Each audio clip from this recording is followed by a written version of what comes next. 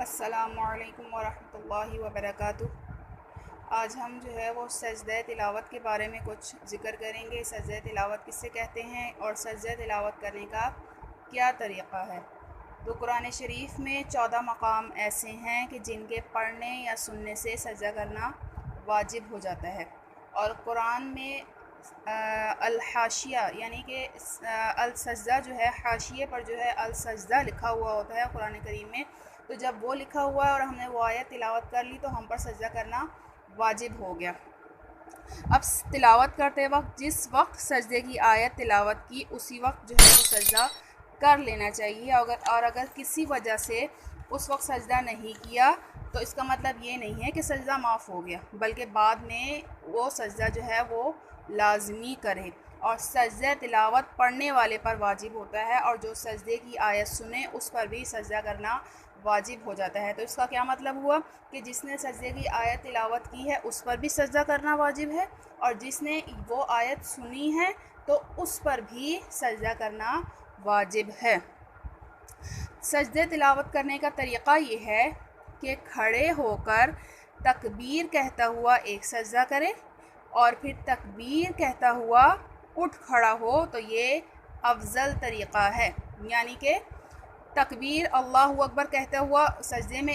چلا گیا، اور پھر اللہ اکبر کہتے ہوئے اٹھ گئے، تو ایک سجدہ ادا ہو گیا، یعنی کہ سجدہ تلاوت ادا ہو گیا۔ اور لیکن اگر بیٹھے بیٹھے ہی سجدے میں چلا گیا، یعنی کہ کھڑا نہیں ہوا اور وہ بیٹھا ہوا ہے، قرآن شریف مثال کے طور پر پڑھ رہا ہے اور اس نے سجدے کی آیت پڑھی، تو بیٹھے بیٹھے ہی قرآن سائڈ پہ رکھ کر اس نے بیٹھے بیٹھے ہی اللہ اکبر کہہ کر سجدے میں کیا اور اللہ اکبر کہہ کر اٹھ گیا، تو تب بھی اس کا سجدہ ادا ہو گیا۔ اور ایک اور بات یہاں پر دھیان میں رکھنی ہے کہ تلاوت یعنی سجدہ تلاوت کا صرف ایک ہی سجدہ کیا جاتا ہے، نماز کی طرح 2 سجدے نہیں کیے جاتے، اور عموماً لوگ یہاں پر غلطی کرتے ہیں۔ سجدہ تلاوت کا سجدہ ہمیشہ ایک ہوتا ہے، 2 سجدے نہیں ہوتے۔ اور اگر کسی نے سجدے کی ایک آیت کو ایک ہی مجلس میں 2 مرتبہ یا 2 سے زیادہ پڑھا یا پھر سنا تو ایک سجدہ واجب ہوگا، یعنی کہ اس نے ایک ہی آیت جو ہے وہ ایک ہی جگہ پر 2 دفعہ وہ آیت سن لی، تب بھی اس کے اوپر ایک ہی سجدہ کرنا واجب ہوگا۔ اب سجدہ تلاوت کی ادائیگی کے لیے بدن، کپڑا،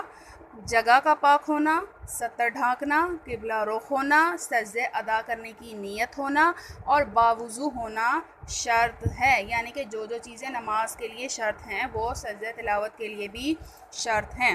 اور تلاوت کرتے کرتے سجدے کی آیت اگر چھوڑ دی تو مکروہ ہے، یعنی کہ اس ڈر سے کہ سجدہ تلاوت ادا کرنا ہوگا، تو اس ڈر سے جو ہے وہ سجدے کی آیت اگر چھوڑ دی تو یہ مکروہ ہے۔ اور تلاوت کرنے والا اگر سجدے کی آیت آہستہ پڑھے تاکہ حاضرین تک آواز نہ پہنچے تو یہ مستحب ہے، کیونکہ اکثر لوگ جو ہے وہ اگر سن لیں سجدے کی آیت تو وہ سجدہ جو ہے وہ ادا نہیں کرتے ہیں۔ لیکن تراویح میں امام